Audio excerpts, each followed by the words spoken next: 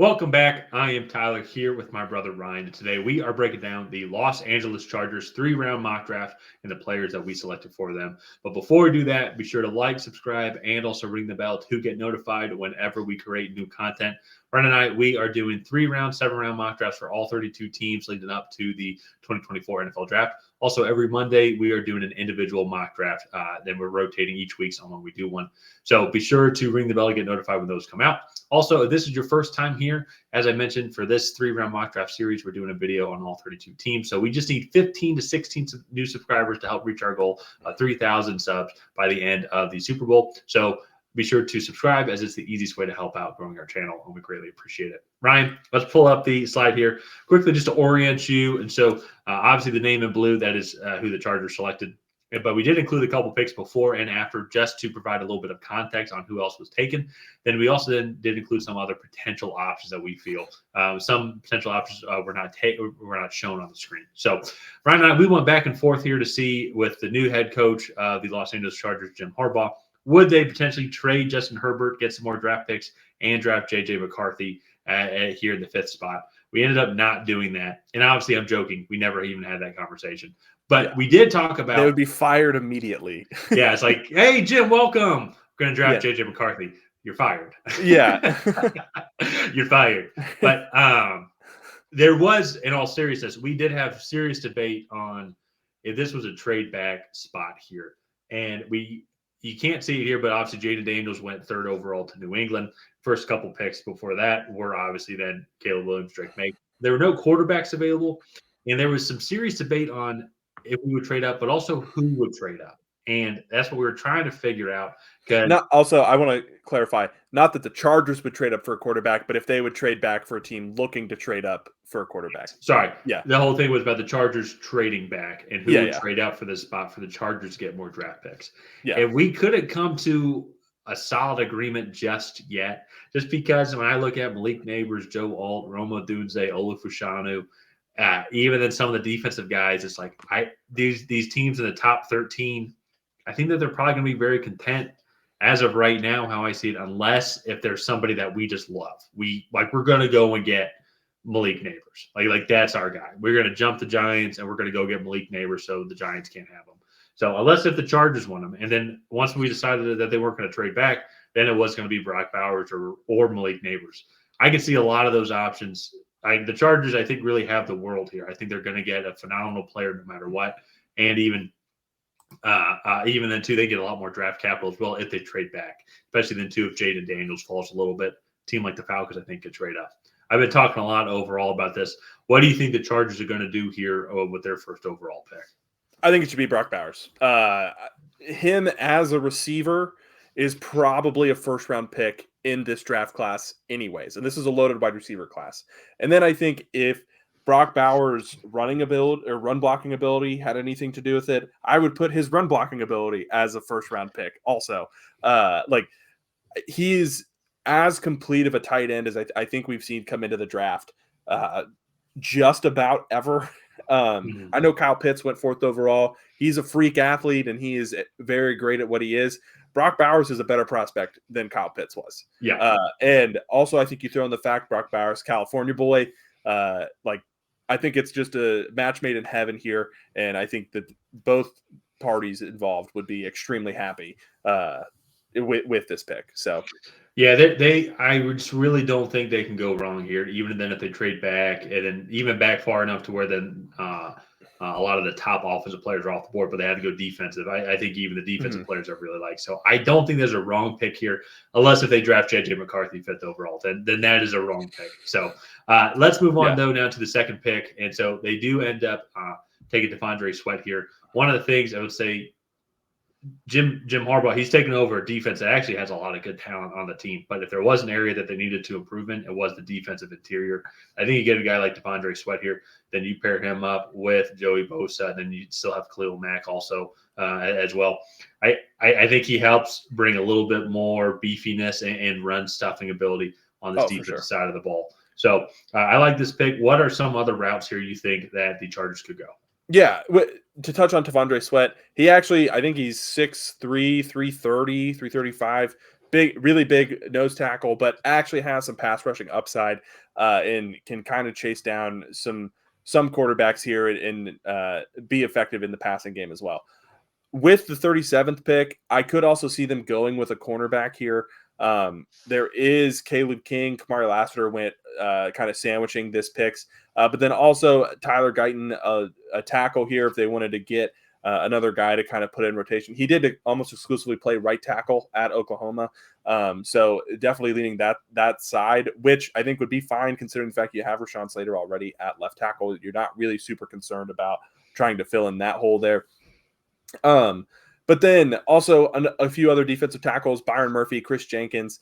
Both of those guys are going to be a little bit smaller than T'Vondre Sweat. To be fair, I think 99.999% of humans on this planet are a little bit smaller than T'Vondre Sweat. And so, but those guys are going to be more of your pass rushing interior defensive linemen with some run stuffing upsides. But then also Xavier Worthy. I think you look at this wide receiver room, Quentin Johnston definitely needs some development. Keenan Allen's getting older. Mike Williams coming off a torn ACL.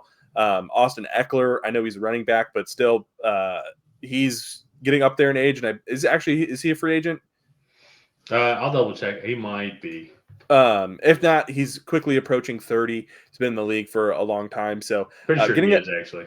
Getting Xavier Worthy, I think would be a great addition to this offense, and he would be kind of that separator and space creator out of that Z spot for this offense. And I think Justin Herbert would love a guy like that.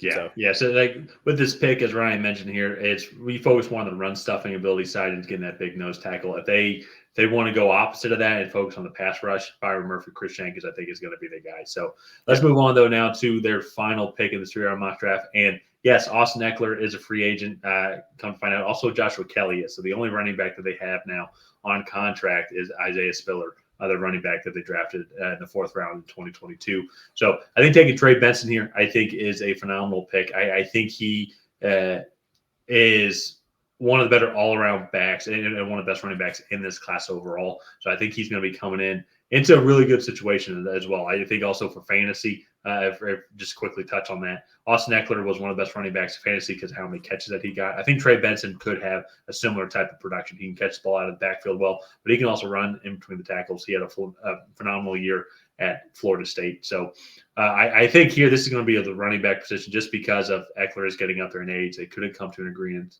on contract. Maybe they franchise tag him. That's so we'll have to see. I still think no matter what happens with Eckler, I do still think that Trey Benson here at this pick would be a phenomenal selection for the Los Angeles Chargers. Yeah, I agree. I think he's a fantastic player, extremely athletic, probably the best of the top 3 or 4 in terms of pass catching ability. And I think that would just be a great fit down there in LA with Herbert. Like you said, Austin Eckler has led the league in receptions by a running back, I think, for like 3 or 4 years straight. And so if they miss out on a guy like Trey Benson, Blake Corum, going to be a little bit more of a downhill runner. Roman Wilson, kind of a similar wide receiver to Xavier Worthy in the sense that they're going to be a little bit undersized and they're probably going to be playing in that Z receiver role. But Xavier Worthy is going to be more explosive, whereas I think Roman Wilson has the consistency in the route running and the catching ability that you're looking for a guy in this spot. Not going to be the most explosive athlete, but again, he's just going to run good routes.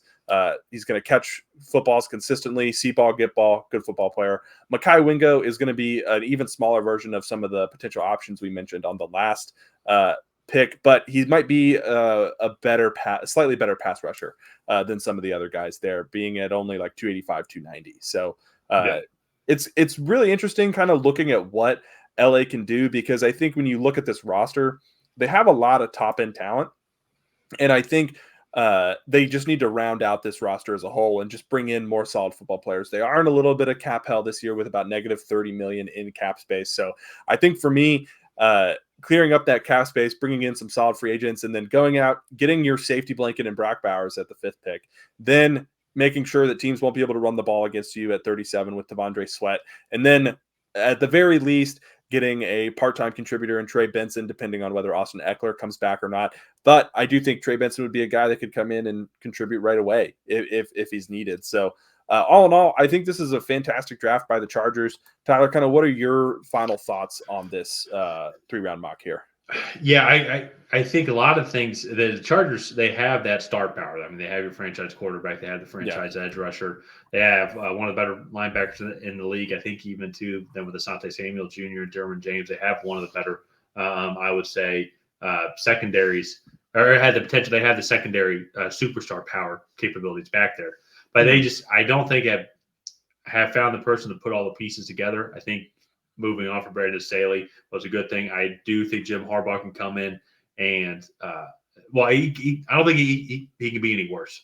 Let's put it that way. So I think then also with this draft class as well, they get immediate impact players. And so maybe T'Vondre Sweat, they could have gone a different route here. So we'll have to see. Maybe that's a little bit early on him, but he is still going to be a great player as well.